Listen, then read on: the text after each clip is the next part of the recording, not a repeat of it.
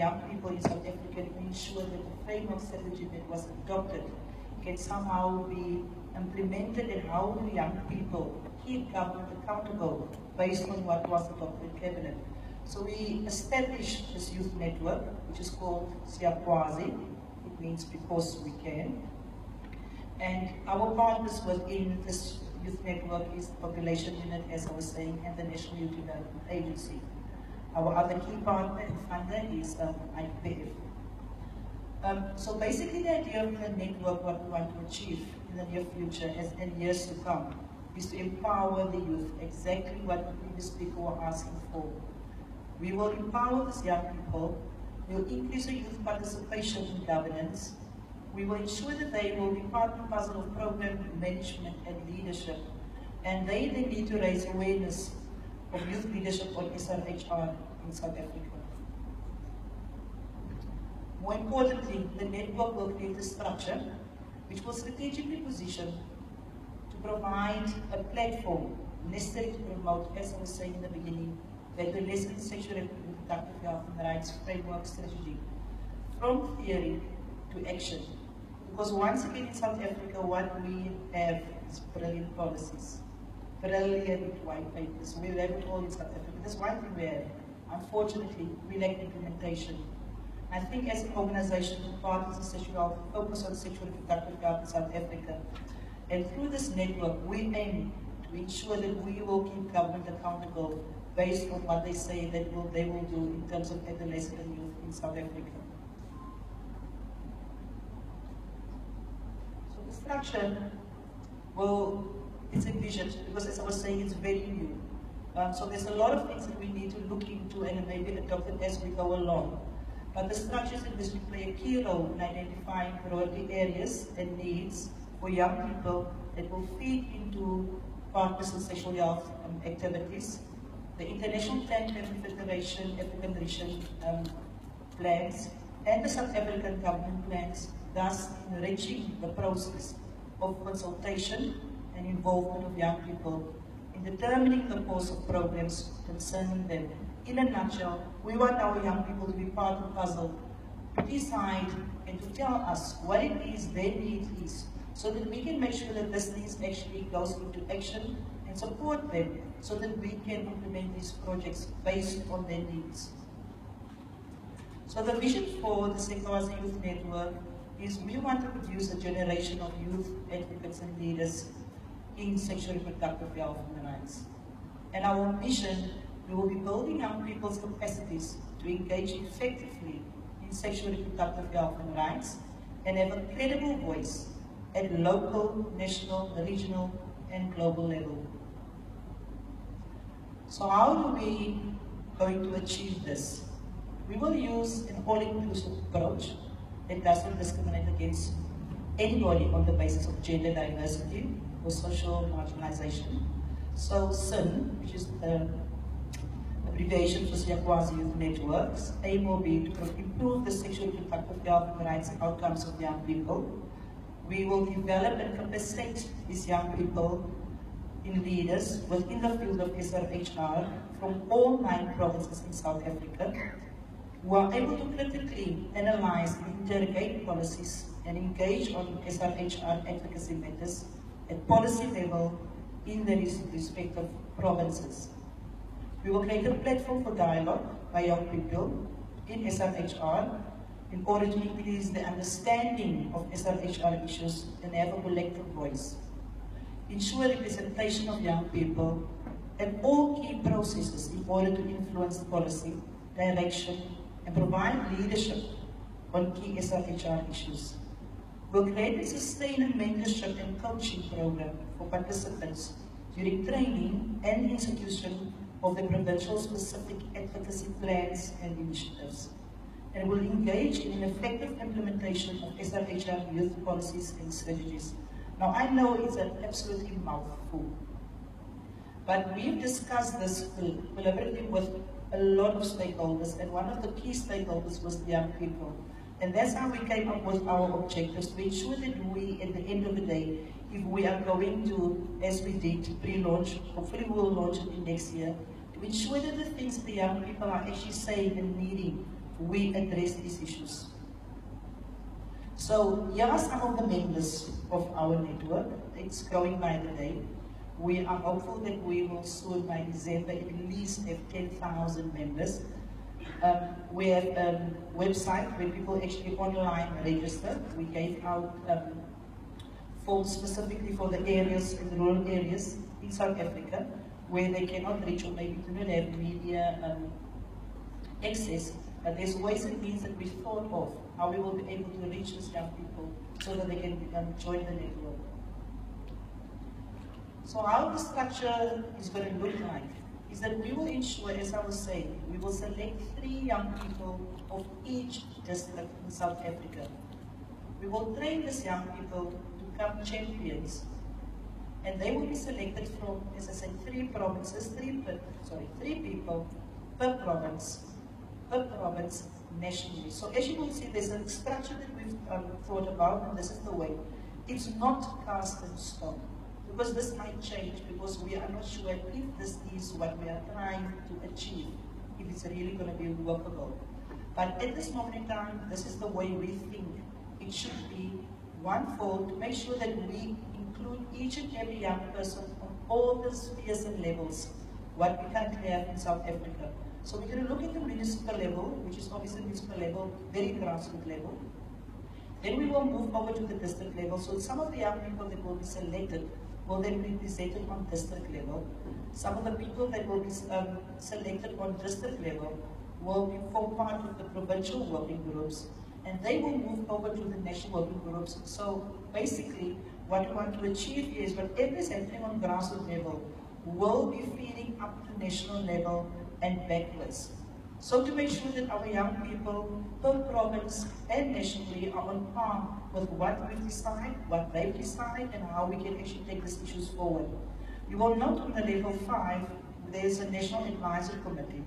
And this National Advisory Committee will consist of partners in sexual health, our key partner in the National Population Unit, Provincial Population Unit, some of the young people that will be selected to represent them on the National Advisory Committee and the National Youth Development Agency.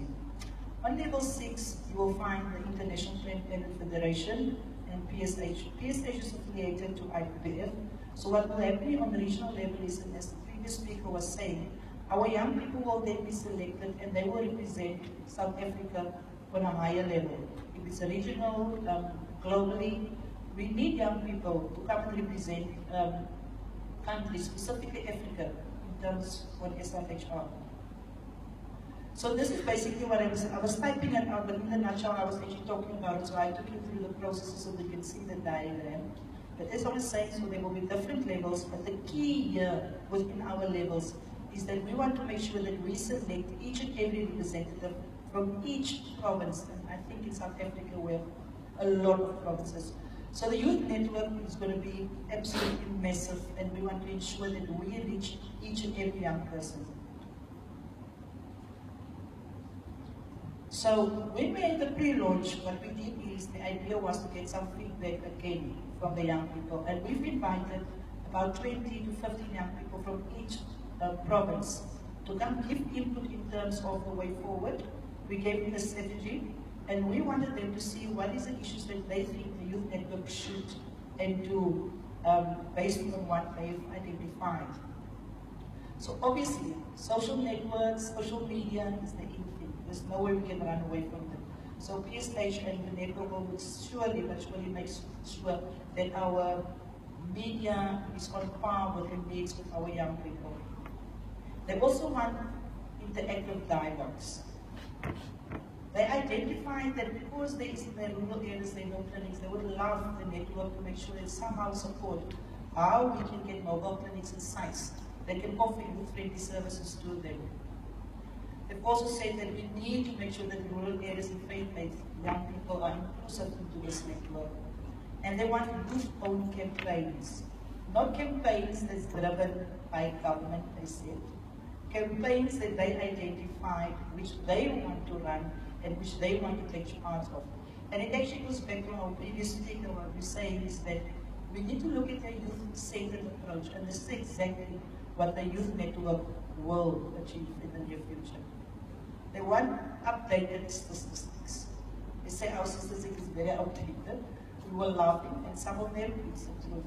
I think somehow, and a lot of statistics, we are not sure in fact what is happening in South Africa, with a lot of issues pertaining to them. I don't know how the network will manage this, but I'm just giving the feedback of what the young people were actually asking, how we can do certain things for them. And they want us to come up with some TV channels and brochures and newspapers to make sure that we inform them in an appropriate way. One of the key, and it actually stands out in my brain, was interesting because they were divided into provincial groups. A young person said that they are sick and tired of these illustrations. If they show male circumcision, we give them illustrations of how it's being done. They want the network to show them how it is actually done live. So they want videos on YouTube, how we show them how male circumcision is done. They want to see how the implants, the new contraceptive implants, how do they do this, so that they can have a better understanding, because there's a lot of myths happening in South Africa, not even in South Africa, in Africa, whereby we give information on booklets and whatever, we give illustrations, but these young people want to see these things, and this is exactly what we will try to achieve based on their needs and by the network. And I think I forgot something. We've now have an app which we're going to look at sexual reproductive health and information via the mobile phones. This, of course, is in partnership with IDPF, and hopefully we're already having a partner that wants to come on board, CLC, that wants to ensure that we actually reach the young people in South Africa on a very much broader scale. So how are we going to achieve this? As I was saying, we will select 3 people from each district.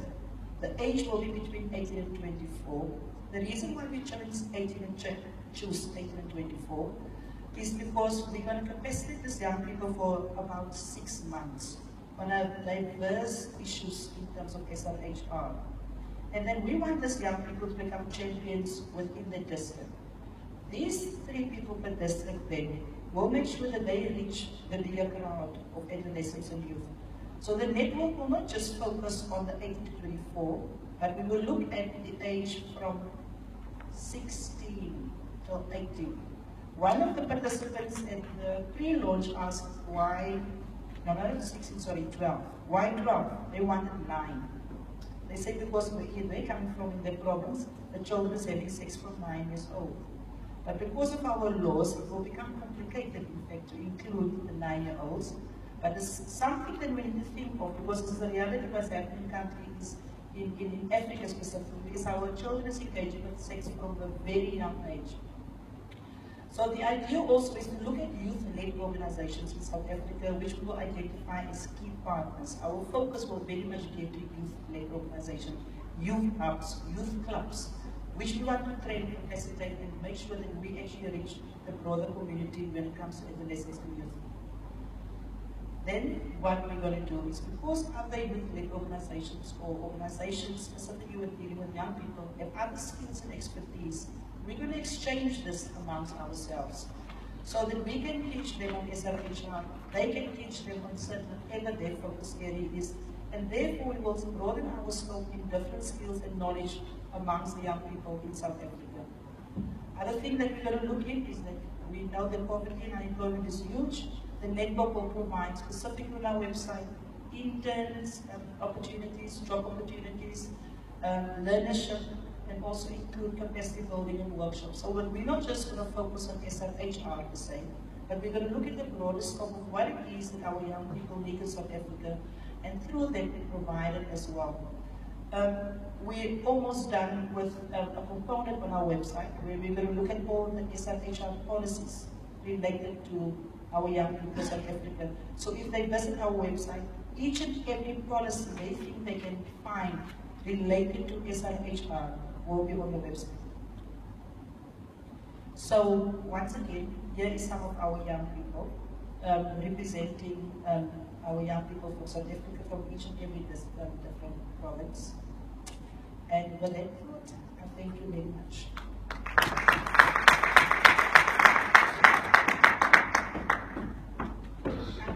Thank you, Patsy. Thank you very much.